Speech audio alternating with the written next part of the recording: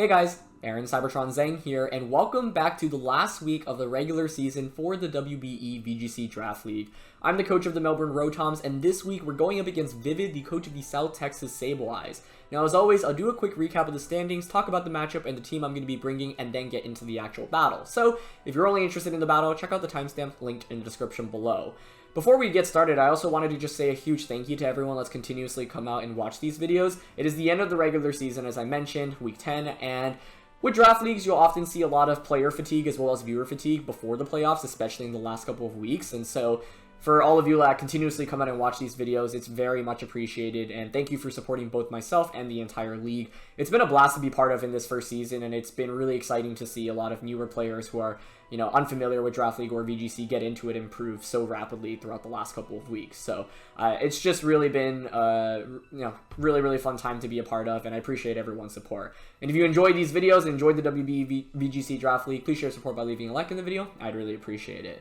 Going into this week, we're up against Vivid, who I mentioned is the coach of the South Texas Sableyes, and as you can see, it's actually a huge game for Vivid because there are three teams that are fighting for a spot in playoffs. The Sableyes, the Muse, and the Donphans are all in contention for that 8th seed. Everyone above Vivid right now is secured for playoffs. It's just a matter of where they'll be seeded. So we're currently number 1 in the league. Even if we lose 0-2 this week and the two opponents below us win 2-0, or everyone below us wins 2, I think at worst we finish 3rd in the regular season. So we secured a top seed going into playoffs, but seeding doesn't really matter very much in my opinion. It's more about kind of the matchups that you run into in the preparation at the end of the day, which is what I've been seeing throughout the course of the season. So while it feels good to, finish on top, it's, more focused on, once again, just learning from my games and improving so that once we make it to playoffs, we can try to make a deep run.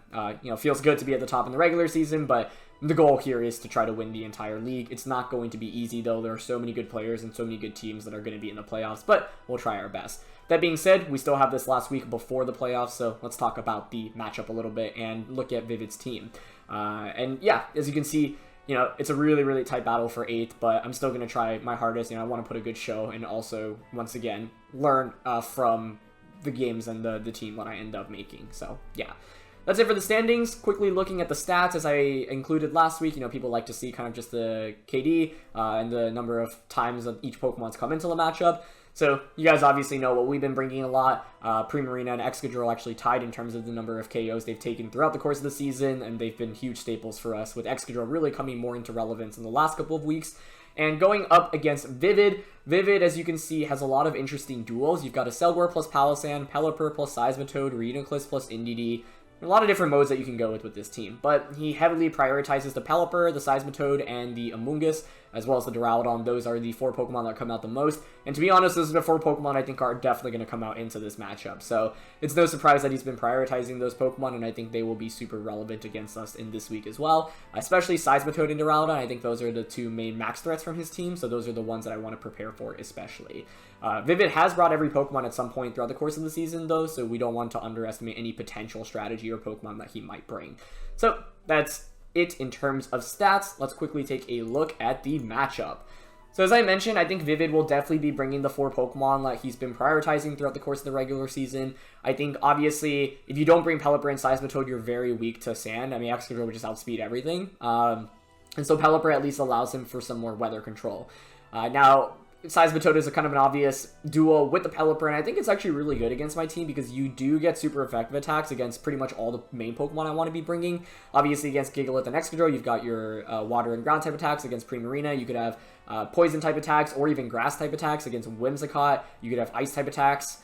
Same thing with Decidueye here. And I think it gets access to dark type attacks as well. So it has a really diverse move pool, and for that reason, I think Seismitoad is actually a very big Dynamax threat, and I'd expect it to Dynamax most of the time in this matchup. So you've got the Pelipper Seismitoad duo, and I think Duraludon is still a solid Pokemon to bring here. It does take a lot of damage from Excadrill. It doesn't have the best matchup against Primarina, but it's a bulky steel type at the end of the day, and walls a bunch of my Pokemon, especially if you throw an Assault Vest on that. Like, the Whimsicott, the Primarina, and the Noivern don't do nearly as much damage as I'd really like to. And Amoonguss just makes sense here. Obviously, it has to worry about my grass types and potential Goggles or Taunt, but it can circumvent that by running a Mental Herb, circumvent the Taunt specifically. And in general, it's just good redirection, right? Being able to redirect attacks away from Primarina or Excadrill is like a really big deal because those are the Pokemon that I'm probably going to want to be maxing in this matchup. So I think those are all definitely going to come out from Vivid's end. And from the likely bucket, I think any, duo here makes sense. I think Reuniclus plus Indeedee or the Acelgor plus the Palossand makes a lot of sense. I think, Indeedee is interesting because it is Indeedee male, so it doesn't have redirection support, but obviously can set up the terrain. One duo that I didn't mention also is Acelgor plus the Indeedee because you have the Psychic Seed and you get the Unburden off immediately. I feel like Acelgor doesn't do very much in Draft League, or in VGC Draft League, which is funny because I actually used it in Singles Draft League a while ago, but I feel like with Dynamax being a thing, like Final Gambit, which is what you used to use Acelgor for a lot, is a lot weaker, and Acelgor is often kind of a lead option, so I don't know, maybe I'm underestimating it. I think it's definitely something to watch out for, but I expect, 2 of these 4 Pokemon to make it through. I don't think the Heatmor makes sense at all, given that I'm going to be probably bringing Primarina, Excadrill, and Gigalith. Pangoro's super weak to the fairies, and so I don't think that makes very much sense either. And I guess Galarian Rapidash could do something here, but that Pokemon is just really underwhelming. I was actually looking at it for a tier 4 pick, just because it gets access to like a fast heal pulse. But its abilities are really mediocre and it doesn't do very much damage, so don't really think we'll be seeing that. Now, in terms of Pokemon I think I must bring, this isn't really anything too surprising. This is actually very similar to last week where, for the majority of the games, I've just been sticking with this core of Whimsicott, Primarina, Gigalith, Excadrill. It's really good, and I think it's even more important in this week because I think Primarina is the primary carry, especially if I throw an Assault Vest onto that. Vivid's team is very much on the special side, especially if the Seismitoad decides to also go special. You basically can't do any damage to AV Primarina. So I think AV Primarina is super, super good in this week. Whimsicott's kind of a must-bring as always, especially this week because it gives me a super effective Energy Ball into the Seismitoad. And then to round things out, I've got Gigalith and Excadrill. I feel the need to bring both of those because otherwise my Duraludon matchup is pretty weak if I don't bring Excadrill, and there's no way, he's going to be bringing Pelipper and Seismitoad, so I need to have my own means of weather control, even if Gigalith is kind of weak against both of those. So I think those 4, very, very clear cut, and it was easy to make my decisions from there. In terms of Pokemon that I gave some consideration to is between Decidueye, Noivern, and actually Bronzor this week. And the reason for that is because I was like, Noivern's solid here, but it gets kind of walled by the Duraludon. I don't really do that much damage, and it's pretty easily KO'd, and I also don't know if I need to prioritize, if I want to set up Tailwind, Whimsicott's pretty easy to set up Tailwind here because he doesn't really have any Fake Out users, right? So I can just set up a Tailwind with that, and go to town from there. Noivern, on the other hand, is just weaker in terms of it does some damage, but it's really, really frail, and if I'm bringing Whimsicott, I don't know if I want both Whimsicott and Noivern this week specifically. Noivern actually could be a decent Dynamax threat here as well, but with the potential threat of, 4x super effective Ice-type attacks, as well as just G-Max Duraludon that's probably going to run Assault Vest, I'm not super comfortable with Noivern. Decidueye I thought was a really interesting pick because specifically of the Seismitoad. Seismitoad is a really big threat in this week, like it undoubtedly will be, and so Decidueye basically gives me another answer. And it's similar to last week against Zoe, where just having it in team preview might scare him a little bit from even bringing the Seismitoad in the first place. So even if I'm not bringing it out into a game, I think it just has good effect passively by being there in team preview. That being said, Decidueye does do a fair amount of damage. The only problem is that it's kind of wall. I don't really do very much into Max Duraludon, and Max Duraludon can have super effective attacks against us, and while also Max Wormwinding and outspeeding us. So that doesn't feel great, but the ability to switch into Spores, ignore Rage Powders, and also hit the Reuniclus and the Seismitoad for super effective damage, I think is rather valuable here. And the last Pokemon is Bronzor. We haven't really brought out Bronzor at all because I haven't prioritized Trick Room very much with this team, but I think Bronzor could actually be pretty cool this week. And the reason for that is because I could go Bronzor Gigalith and just set up Trick Room, Bulldoze, activate Weakness Policy with Gigalith, and then just try to sweep through with Gigalith in the late game. With +2 Max Quakes, +2 Rock Falls, it one-shots the majority of things. The only problem, obviously, there is Seismitoad, so we're going to have to try to play around that. But I think the Trick Room option here is actually really compelling. Even though he's got some Pokemon that are pretty slow, Gigalith will outspeed the Amoonguss and the Reuniclus and the Palossand under Trick Room. And this also means that if he decides to go with the Trick Room route with the Indeedee or the Reuniclus, then I can bring out my Gigalith and take advantage of their own Trick Room. And so that's also why I wanted to bring Gigalith. And I think Bronzor is really interesting because while it doesn't do very much damage, it gets a great supportive moveset with the Trick Room, Bulldoze, and Light Screen and Hypnosis as well. So I think this is a potential week for Bronzor. Another reason I was considering is because it gets access to Levitate, so I can potentially switch it in from Max Quakes from Palossand or the Seismitoad, or even just regular ground-type attacks. And in terms of Pokemon that I had under the no thanks bucket, I don't think Unfezant makes any sense here. Stoutland would be kind of cool, but because he has weather control, I think it's a lot weaker, and it doesn't do enough damage for me to justify bringing it. I was looking into whether any of these Pokemon got, like, strong grass-type attacks that I could use to check the Seismitoad, but none of them really do, so I was like, there's not that much of a reason to bring them. Seeking was interesting. I have to say I gave it consideration for a very brief moment, because I was like, oh, you know, I get Lightning Rod, and that's nice to redirect the Max Lightnings away if you max the Duraludon. But other than that, I was like, I feel like Seeking doesn't do anything else, so no thanks. And then Toxtricity is just really bad here into a Seismitoad and a potential Palossand. And a Duraludon, like, we can barely hit any of those. And even a Mungus, like, we don't do very much damage to it, and it can just put us to sleep. So, I think this week it was pretty clear-cut what Pokemon we should bring. The only, debate was whether I'd want to bring the Noivern or not. In the end, I decided to go with Bronzor because, we haven't used Bronzor at all, and I think even having it in Team Preview could be kind of fun. And I do think the Bronzor option could actually really work out here because Gigalith under Trick Room, if we stall out their Dynamax, can probably just pick up a one-hit KO onto everything. And Bronzor, like I said, has really, really nice supportive movesets here. So, yeah. That's it for the matchup. Let's talk about the actual team for the week. So, as I said, we decided on the 6 Pokemon, and I think, like, there are a lot of different Pokemon like in Dynamax in this team, but Primarina is the one that I'm probably prioritizing, at least early on, depending on how the situation plays out.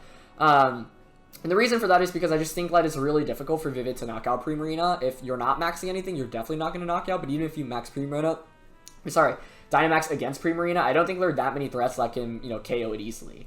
And because Vivid's team is so on the special side, I'm just opting for Max Spadef this week and Max Special Attack. I don't really need any speed investment. Vivid's team is kind of in that awkward speed range where everything that's already faster than Primarina. Like, I don't want to run a ton of speed to potentially outspeed it, and the rest of the Pokemon are just a lot slower, and so I can dump it a lot in bulk, right?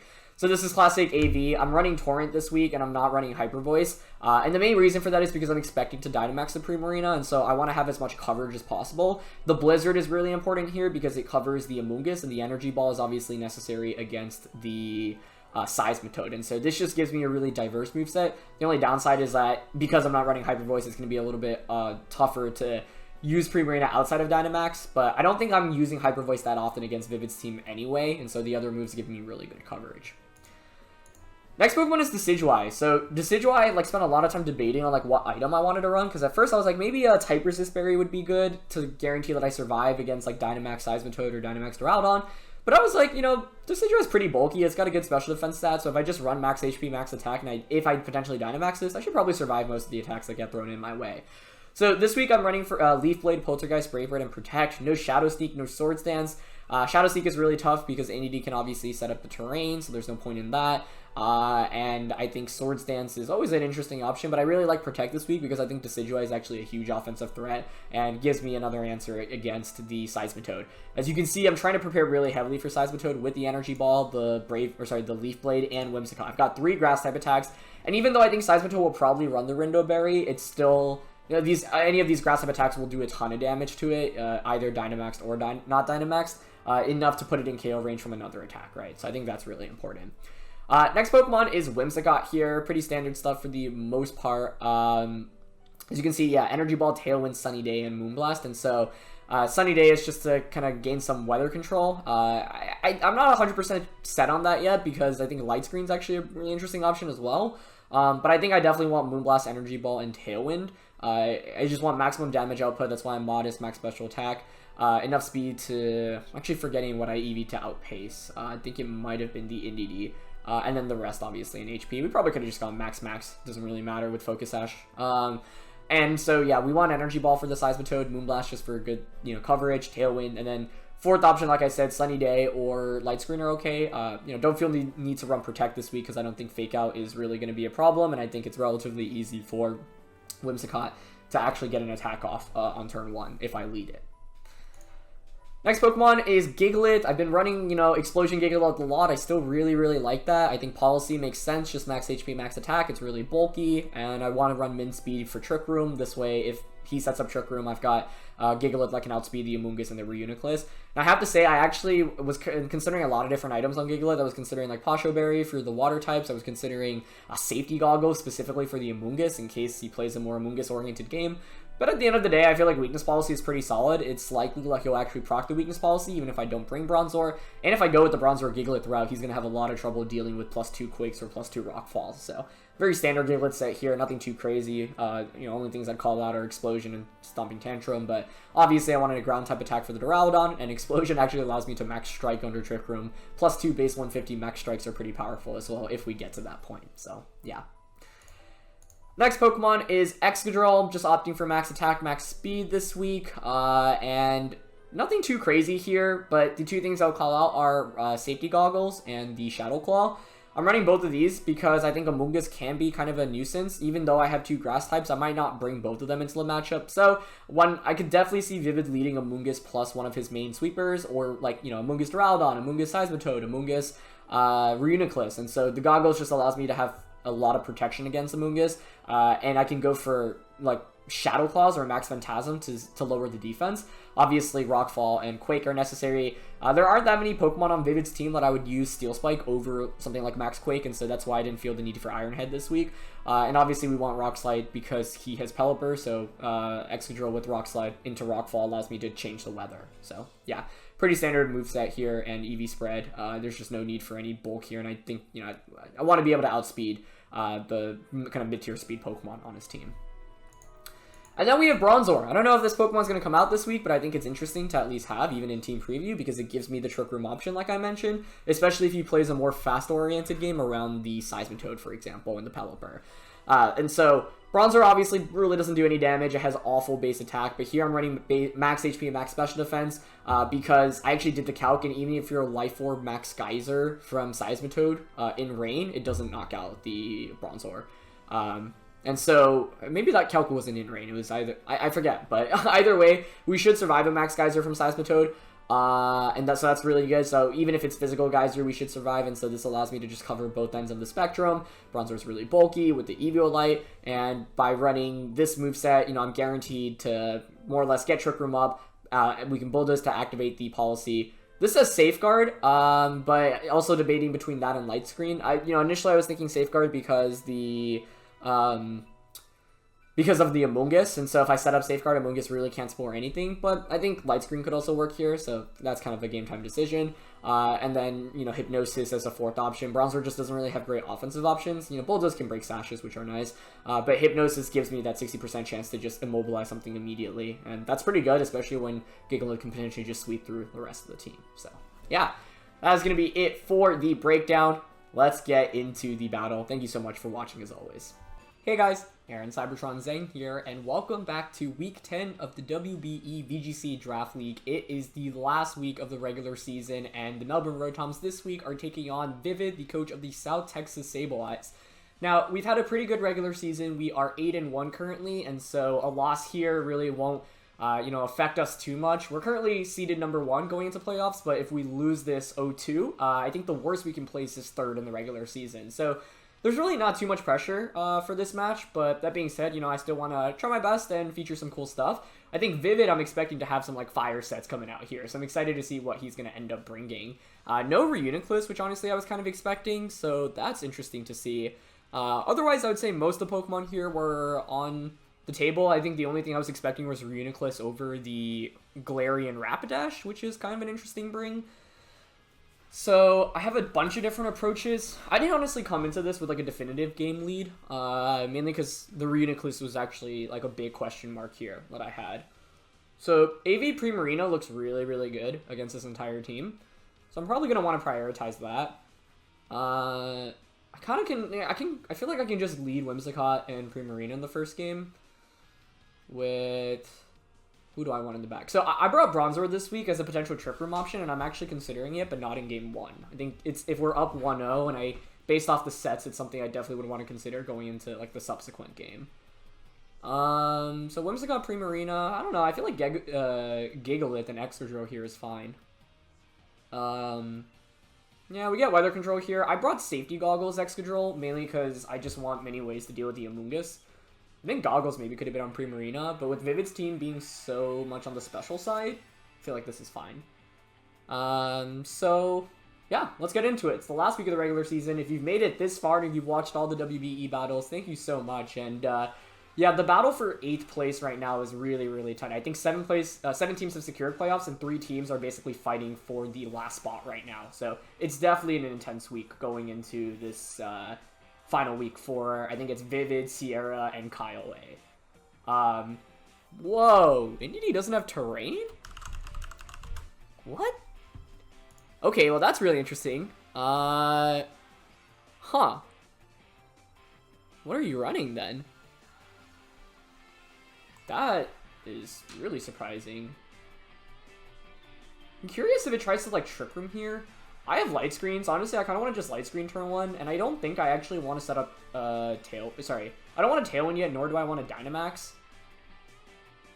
So light screen and honestly just Moonblast into Indeedee because it could be sashed. I think Duraludon probably maxes here. Yep. Interesting. I don't know if I had any very specific lead pinned. I actually thought he was going to prioritize Seismitoad in this matchup. So, I'm curious if it's... I don't know, Inner Focus Indeedee? Why is it not Psychic Surge? I guess we'll find out. Ah, okay, he goes for Fake Out on a Whimsicott. And Steel Spike. I honestly did not... Okay, that's why it's not... It has Fake Out. I didn't know it got access to Fake Out. Alright, that's really neat. I don't mind that too much, to be honest, but, I mean, Whimsicott was really valuable in this match to, like, set up screens. If I had to guess, it's AV on the Duraludon, but can't say that with 100% confidence quite yet.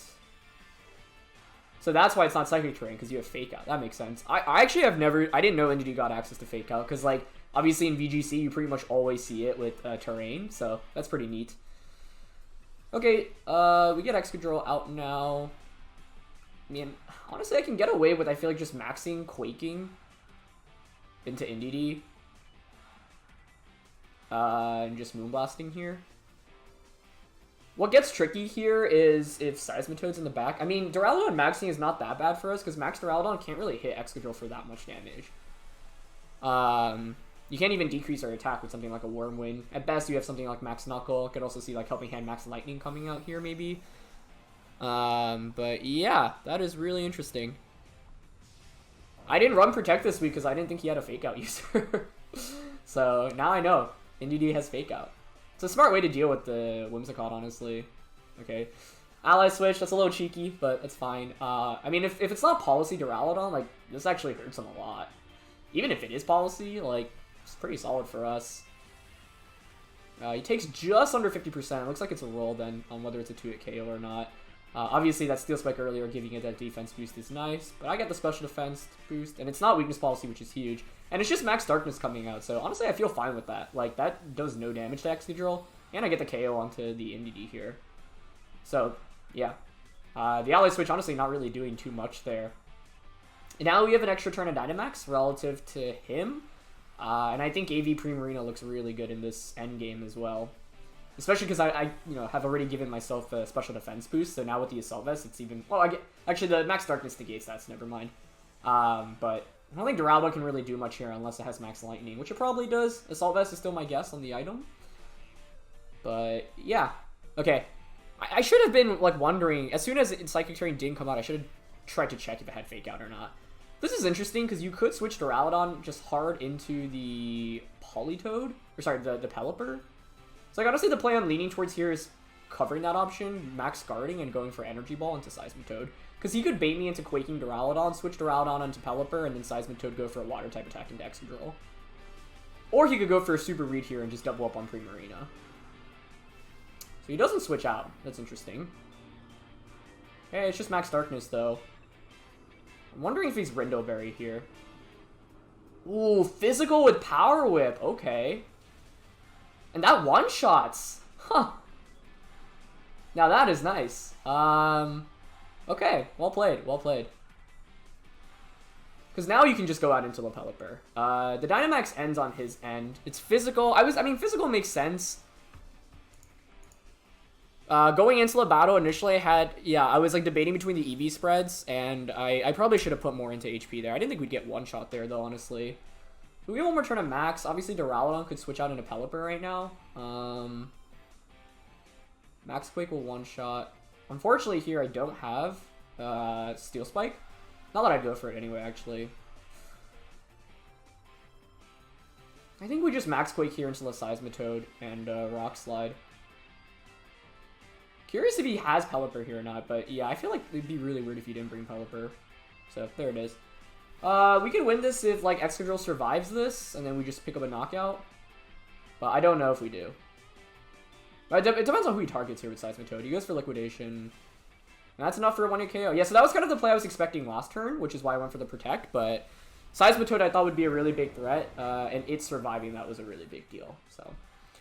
No worries, though, honestly. You know, we got a lot of good information out of this game, and I feel like not expecting the Fake Out was super bad, so now that's obviously an option I have to respect more. So, yeah, actually, I don't want to give away any information on the Gigalith set, so I'm just going to forfeit here. Okay, curious on the calc on the Primarina, though, but that's what I get punished for not running max HP here. So Seismitoad into Primarina. Maybe we just max Primarina then. He's not Life Orb, so I'm really curious if he's Rindo Berry. Because I would think he's definitely one of Rindo or Sash. Okay. So we got he got a high damage roll on that Power Whip, but it's not that much more in my favor. Like, it's a 44% chance to one-shot. So that's unfortunate. I should have EV'd Primarina probably to take that in regular form. But that's okay. Lesson learned. Main thing is I know what to expect from the lead now. It honestly really makes me want... he probably has Imprison, though, right? So if I go Bronzor... Does he have Imprison? You'd have Fake Out Imprison, Ally Switch Trick Room? That'd actually be really bizarre. Part of me wants to go with Bronzor, but maybe I want to go with that route in the third game, because... Yeah, I don't feel super confident in that game plan right now. So Seismitoad's obviously the biggest threat, so I think we're probably going to have to max Primarina. The physical component to it is rough, so... I think if I just had a better Primarina spread here, that wouldn't have been as hard. And now I know NDD Male gets Fake Out, or NDD in general gets Fake Out. That's honestly not something I ever knew. Because, like, you always see it with terrain, so... Yeah, I should have double-checked that once we got into this game. Okay, that's fine. So if he leads NDD and Duraludon again, I mean, we can just probably lead Excadrill and start maxing immediately. So I think that's probably the route we want to go with in game 2. Let's see. Even just going Excadrill Primarina doesn't sound half bad.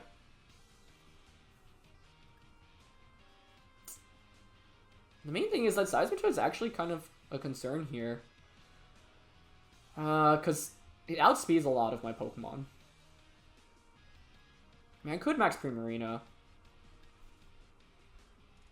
I'm thinking like Excadrill Primarina this time around.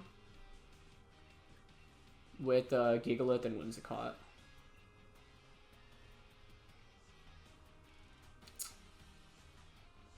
Yeah, let's go for that. Could I have brought Decidueye? Maybe. I think the core that he brought feels really strong against me right now, though. So I kind of expect the same thing. If it's not Rindo or Sash on the Seismitoad, it's got to be one of the two, I would think. I also am curious if we could have just, like... Seismitoad is actually really bulky, so, like, I don't think we were going to one-shot it with, like, a Max Quake or anything. If he has no bulk, actually... Wow, that could potentially one-shot... Oh, that's Adamant. We're Jolly. So it's not a one-hit KO. Okay, so now I know it's Physical Seismitoad with Power Whip and Liquidation, which isn't super surprising to me, and I'm still expecting Rindo or Focus Sash on it. I think Rindo would make more sense to let you have the Sash on the Pelipper. But, let's see. Really cool, though. I didn't expect Fake Out NDD, so really good prep. It's just the same lead once again, so that's fine by me. Question is, do I want to max? He's going for max Darknesses. Because, like, Primarina's probably our... Oh, we also have Whimsicott to deal with Seismitoad, though, because it has Energy Ball. I think the safest play here really is to max Quake into Duraludon. I guess I could see that switching out into Pelipper. He also actually has... Like, if NDD doesn't call the max target correctly here, because I could max the Primarina. But I think I'd still rather max Excadrill in this position. Yeah, so I'm going to Quake and Moonblast here into Duraludon. Maybe he goes for Fake Out and doubles up onto the Primarina. So I didn't think regular Seismitoad would be that much of a threat, but its ability to one-shot the Excadrill and Rain plus the Power Whip just one-shotting Primarina was a problem. But I think we've gotten really favorable rolls throughout the course of the season, and like it's not like that roll is even that much more in my favor. So like I could have just gotten around being one shot by Power Whip just by EVing Primarina more on the physical side, because I went max max special attack, max speed def this week. But because I have Energy Ball, Whimsicott, and Gigalith in the back, I still feel okay about this. Like last game we were playing 4v3 down immediately, right? So just need to make some adjustments around that. I feel like here the Fake Out probably goes into Primarina, which is why I was really thinking heavily of just maxing it, so that I could double up on Duraludon, but I'm not sure if that's actually worth it. Because I have EQ and not high horsepower. Yeah, so there's Fake Out into Primarina. So if we go into a game 3, that's a potential play I can make. But like, Quake here should still do over 50%, and another one will knock out. So yeah, I think this is fine. Because we get the Spadef boost, and I have the AV. So like, even if you have Max Lightning, you shouldn't do that much into Primarina. And I'm expecting Max Lightning here.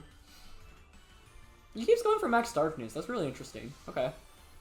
Into Excadrill. I mean, I don't mind that. It's not really very much damage. I wonder if he like considers going for an ally switch here again, but even if he does, I don't really think I mind too much. I think it's pretty safe to just Max Quake here into Duraludon. Like I said, I'm pretty sure it's Assault Vest. And just Moonblast into Indeedee. Like, we're in a better position this time, right? It's like the same game as the last one, but now I have a Whimsicott in the back for Energy Ball into the Seismitoad. He actually does switch, so I bet that's Pelipper coming out, which is a nice play. That was the play I was predicting in the last game. Yeah. But, like, honestly, this is still fine, because what I can do this next turn is maintain full weather control by switching out. Mystical Fire, okay. Interesting. The only concern is if you're sashed and you Tailwind, I guess that could be slightly problematic. But then we have Whimsicott with Tailwind in the back, so I don't even think that's super bad. Yeah. Because, like, he might consider ally switching here. That's the one problem. Ugh. Ally switch in Draft League is always really tough to play around. Because the play, obviously, that I want to go for is to max... He could also be Scarf Pelipper. I know he's run that previously. So, like, I want to switch Primarina out into Gigalith right now and just Rockfall. But if I call the ally switch, that would be huge. I think even if we just target Pelipper here, it's fine. Because even if it does ally switch, it's not the end of the world, because I still have Whimsicott in the back, right? Ooh, the switch out back into Seismitoad. Okay, that's actually a really, really good play, because now you can switch the Indeedee back out into Pelipper this subsequent turn, which is super interesting. I still feel okay because we have Whimsicott in the back, but that was a great play. I think back-to-back really good switches for what looked like a really good turn one for us. Now it's a little bit more awkward. But that amount of chip on Seismitoad should put it in KO range from anything we have in the back, I think. Okay. Obviously, I could also just hard switch Gigalith out and protect Excadrill. That's also an option, right? I could even attack with Excadrill here, actually, I think. Is there really a point in attacking? Because I'm only running EQ, so I don't really knock out Seismitoad anyway. I have the Explosion on Gigalith, and I really want to go for that, honestly. I mean, Excadrill cleans up the game for us, which is why I think it's worthy to conserve it.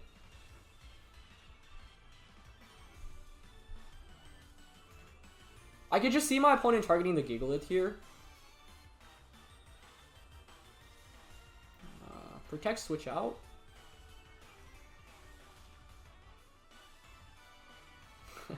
I'm going for the Protect Explosion play. I think Indeedee definitely switches out here in a Pelipper, so it's a question of who the Seismitoad targeted. And I feel like because you expect the Gigalith to switch out, you don't target it, but this was not my best play. I just kind of wanted to use Explosion here. The thing is, even if he calls it correctly and targets the Gigalith slot, I can bring in Whimsicott and Tailwind, so it's not the end of the world. Wow, he's been playing lights out this game, honestly. Props to Vivid, dude. Oh, that doesn't KO, though. That's really bad news for him. Yeah.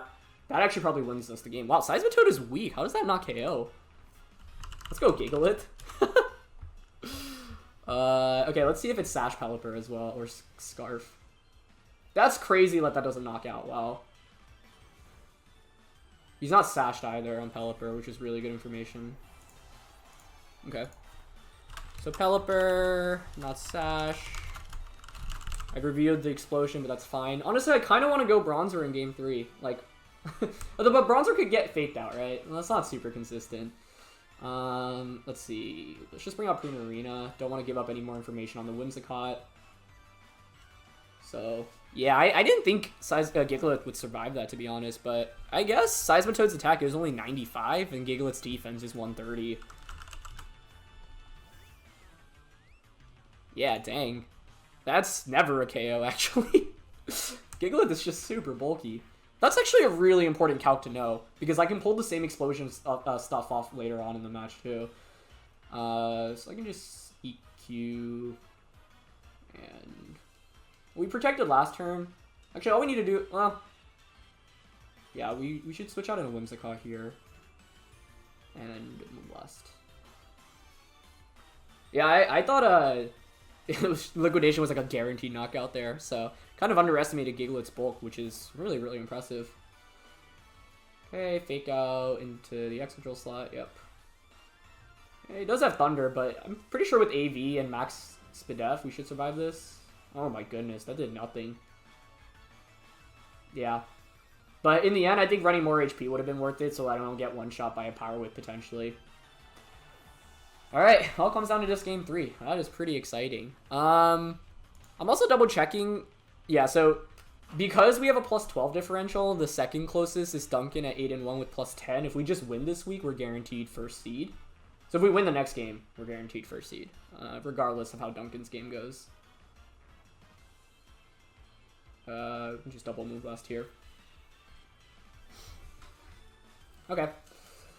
What do I want to do in game 3? Because I think he's definitely going to be maxing Seismitoad now. He should not lead into Duraludon again. I know it's physical. I calced beforehand. Bronzor is also max HP, max Spidef. I should have had some defense bulk on this team instead of putting it all in special defense, because like Seismitoad being physical is very likely. So let me think about my game plan as I open the shades. Get some light in. Alright, now we're schmoving. No, it's very bright. Alright, what do we want to do? Because if I'm him, I still don't know the item on the Seismitoad. That's the only tricky thing. Pelipper not being sashed is a really big deal, though.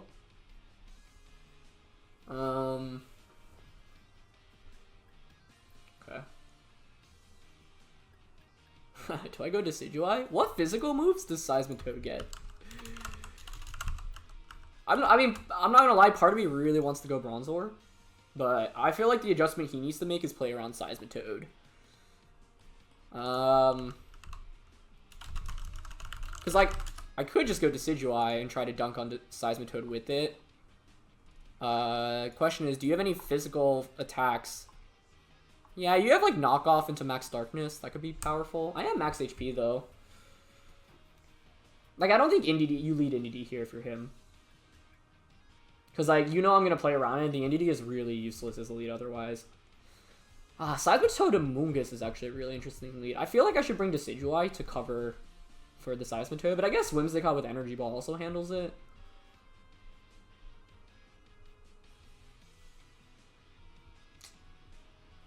I'm running Tailwind, Energy Ball. Just the speed control, like the pressure of Tailwind that seems nice here.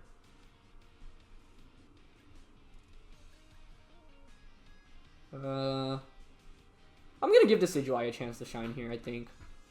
So I'm gonna lead Decidueye, Excadrill, Gigalith, and Primarina. I mean, in the last game, our last Pokemon didn't even end up mattering. Okay, this light is actually really bothering me. I'm closing the shades again. Maybe we can turn on this light. There we go. Okay. I don't know. Whimsicott's probably more consistent here, but we added Decidueye to the squad. I want to try it out here, because I do think he plays a more Seismitoad-oriented game. Yep.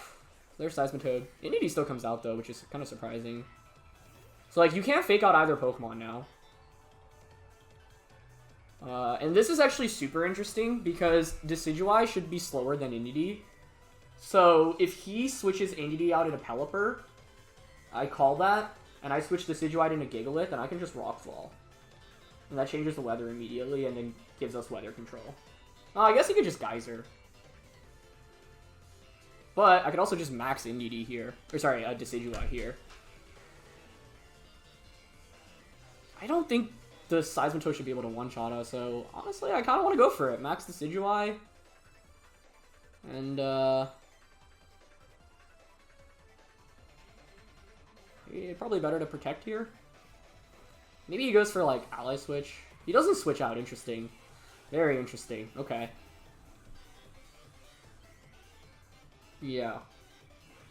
Let's see, we've seen Fake Out Mystical Fire and Ally Switch on the Indeedee. You know what I could have done this game, guys? I could have brought in Whimsicott and maxed Whimsicott for max Overgrowth into Seismitoad turn 1. But I think that's kind of a bad play. Especially if... I think this gets Poison Jab. Yeah, because then you could, you could Fake Out Poison Jab the Whimsicott. I don't think you one-shot us here, right? I mean, if you do, it's doomed. But I'm fairly confident we should survive as a Maxmon. Okay, so we protect here. Keep going for Ally Switch. No, just Fake Out. So we could have maxed Excadrill. We could have. He has Airstream, but it's not even a 2-hit KO. Alright. It's got to be Rendo Berry here, right? Or Sash. It's got to be one of the two. Yeah, there's the Rendo. Alright, so, I mean, that makes a ton of sense, but I think he's in trouble if your best attack against us is Max Airstream, because that did not even, oh my goodness. That almost just one-shot. Man, Decidueye is so strong.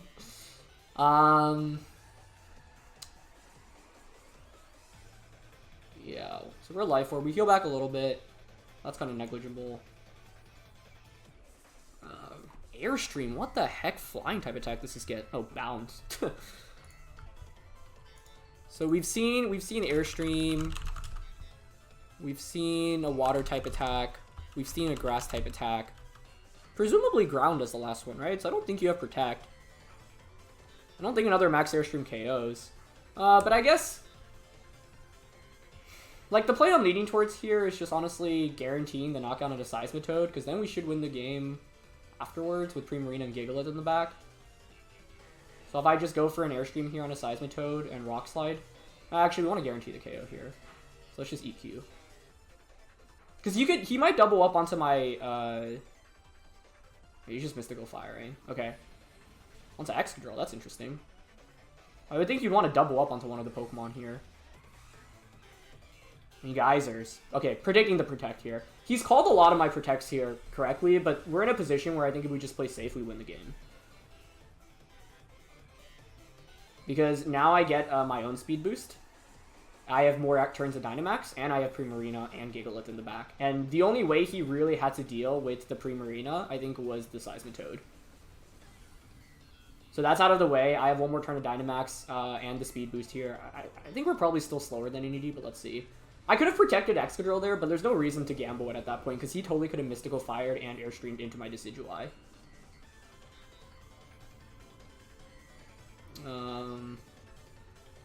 Okay, Gigalith or Primarina. Let me just double check what he had in the back. I think Primarina is the right Pokemon to go into here, especially because the rain is up, so I could take advantage of that. And I have Energy Ball. Yeah, I mean, if Duraludon comes out, you're probably just going to max Darkness us. I can bring in Primarina, protect Moonblast, or even Airstream Moonblast. Yeah, there's Duraludon. Okay. Switching out Excadrill, like, into Gigalith there probably would have been a bit better, but it's fine.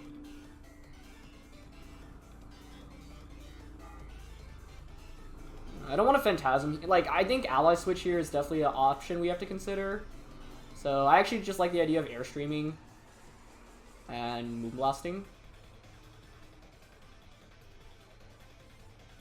Yeah, and I don't want to target one slot in case one slot protects. I think because we're ahead, all we need to do is just get guaranteed damage each turn. Yeah, so Indeedee is still faster. It gets the Mystical Fire off, but that's fine. That does 4 damage total. Duraludon's going to Dark Pulse or Thunder here, but don't know if it knocks out either Pokemon, to be honest. It is Sash NDD. Okay, so that's what we were expecting.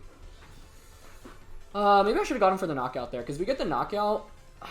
Like, the problem here is if the Duraludon actually KOs us with Dark Pulse. I don't think it does, though. We're max HP. I'd be really surprised if it did. Yeah, that's definitely AV. And there's Dark Pulse. Okay, Decidueye survives. Nice. Decidueye was so good for us here. Now I have to read into a potential ally switch, though, which is maybe a little bit tricky. I think Pelipper is always going to be his last one here, so we can play that with that information in mind. A double up there probably would have sealed us the game, actually. Because then I have Weather Control, and then Primarina under Sand should just win. Protect is pretty safe here. I wish I had Hyper Voice in this position. Obviously I don't, but I think just Protect and Moonblasting is fine. Like, you're not going to do any damage onto Primarina right now. We saw how little that Thunder did earlier. If I knock out Indy, force him to bring out the Pelipper, then I can switch out the Primarina into Gigalith, get Weather Control into Sand, reset the special attack drop, and then Primarina should win the game. And Decidueye is at +2 speed, so it should outspeed anything in the back. Ooh, he's going for Helping Hand, though. That indicates Helping Hand Thunder, but that shouldn't still come close to a knockout.